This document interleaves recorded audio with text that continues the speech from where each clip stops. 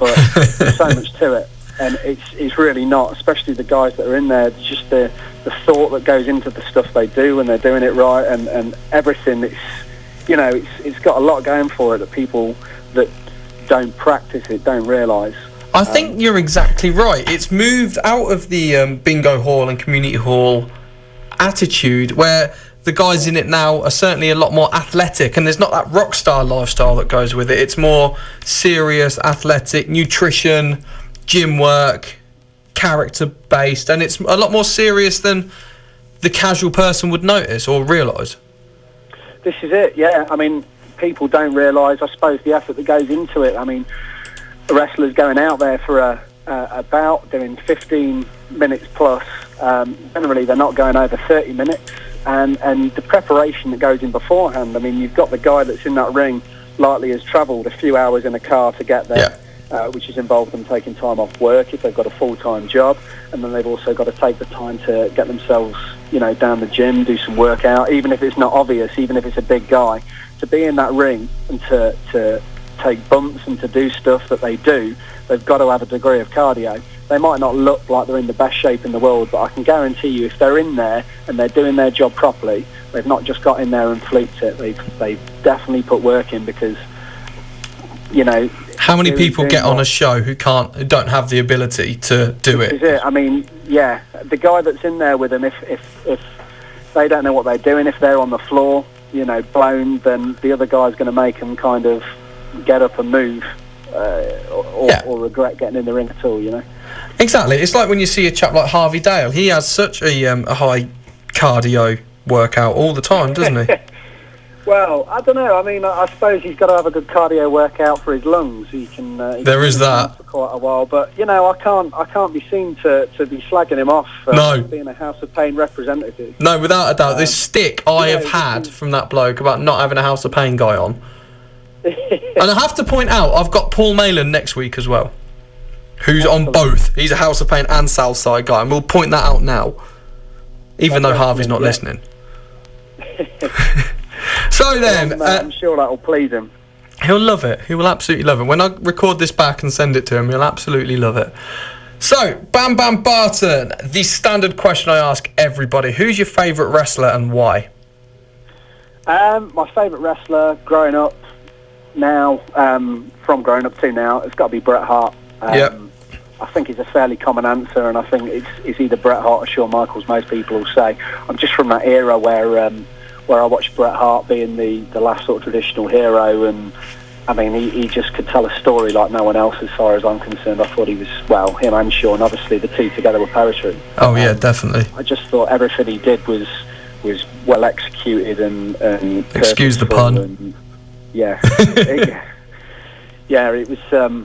He's absolutely awesome. I mean, I got the opportunity to meet him at a fan meet and greet a few years ago, and was really pleased to just kind of, I'm a wrestling fan. I do wrestling, but I got into it because it's something I love, and to meet an idol was a great experience, and to shake his hand, it was really good. Yeah. It's great. So also then, on the British scene, who would you quite like to wrestle? Who's next on the list for Bam Bam to wrestle, or that wish list of British wrestlers for you to go against? There's a lot of guys on the British scene I'd like to wrestle. There's a lot of good talent out there. El Ligero would be one on the list, definitely. I've wrestled him in a tag team match. It'd be good to have a singles match against him. There's other guys I'd like to work. Maybe one that I've worked already. I'd like to work more. Joseph Connors is a guy I'd like to have a match against, or another match against. Oh God, there's a lot. There's some fantastic workers on the UK scene. Joey Hayes, who I mentioned earlier, Martin Kirby. I mean, all these guys are sort of, really great British workers. Sticks, I've wrestled a few times and always enjoyed that. It's another guy I could wrestle again. Top draw talent. Absolute top draw. All of them you mentioned, actually, to be fair, are very high quality talent. Yeah, right. Definitely. Next question then. This is wrestling. Coming up on a week tomorrow, as it happens. This is wrestling, the title tournament. It's a 6-man match. 4 names have been announced, 2 more to be announced on the night. You're one of the 4 who's already in there. as a man who's, I think you beat Joseph Connors to get, correct me if I'm wrong, you beat Joseph Connors to get into that event, who's also in there again, and you're the only man who's wrestled at every single This Is Wrestling show. Is that a correct statement? That's correct. I am the only person that has done every one of the This Is Wrestling shows, yeah.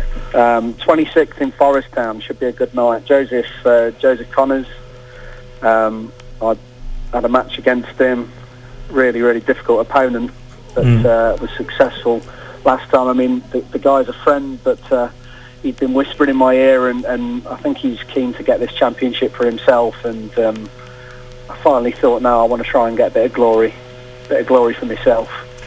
Surely it's perfect, though, as the one person who's done every single show, to be crowned their first champion. That's almost poetic, isn't it? Well, you know, it would be nice. There's a lot of tough guys to beat to get to it, though. I mean, the guys that have been announced, I've got my place. Joseph Connors, he's got his place. Danny Chase, another guy that's massively overlooked. Yeah. Awesome British high flyer. Mark Scott.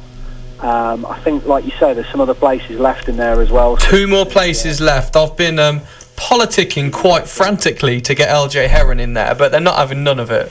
He's got to earn his... I know you're quite close with Lee. I've had more matches with Lee than I've had with anyone else. You know, seeing all this gold he's getting, and I don't know what the win-loss record is between me and him. I think we're fairly close. So, he'll know. He's not listening tonight, I don't think. Is he not? That's a shame. It was his birthday yesterday, weren't it? Put any of his gold on the line. Well, I don't know if you know this, Bam, but the House of Pain show he won his belt at was the one I was announcing. The LCW, Leicester Championship Wrestling, when he won his belt at, I was announcing. And a week on Friday, I'm announcing This Is Wrestling. So you're... I'm his lucky charm. There. I'm like the anti-Harvey Dale, but to Lee's anti-Sticks. That's the attitude we're going for at the moment. So if I need to stand a chance of winning, it's probably best that your tyres get let down that day or something. Yeah, exactly. I just don't make it there. Well, you know, these things happen. It's, you know, everyone's got their lucky announcer, haven't they? I'm like his Vicky Guerrero. Yeah. That's who I am. I'm Lee Heron's Vicky Guerrero. Well, you know, you choose to paint that picture of yourself. That's probably not a character I'd choose. You go nuts with that. See, the thing is, I could have quite as easily said Paul Heyman and got the same thing across, but no, I went for Vicky. Yeah. Oh, well. Yeah. I'm probably better looking than Vicky Guerrero anyway. It wouldn't take much. So, yeah, This Is Wrestling coming up. How do you plan for a 6-man match where you don't even know who 2 of them are going to be? You just have to make sure you're in the best mental, physical condition you can be in. I'm just training hard. I've been training tonight. Martial arts. Tomorrow I'll be down the gym. And it's just a case of looking at every potential person it could be, like your friend, who I know very, very well. Lee. He is listening as well. He's just texted me. Excellent. Well, you know, did he mention anything about putting any of his gold on the line? Because that's an open challenge to him if he wants to take me up on that. Anyway. Well, I'm on till midnight, so there's the challenge that's there if he wants to. But you'd have to come to our turf. If you want to come to LCW, I'll have a word with the promoter. If he wants to put his gold on the line, I'm sure we could do something along them lines.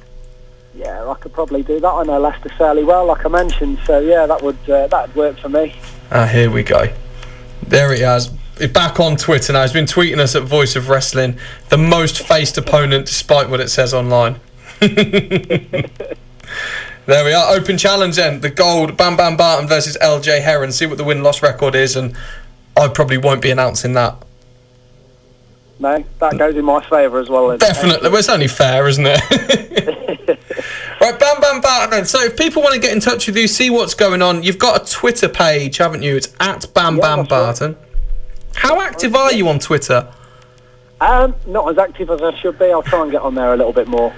Yeah, it's just, I have this whole thing, whereas, is social media brilliant with regards to pro wrestling in this UK, or is it a negative influence? What are your thoughts on...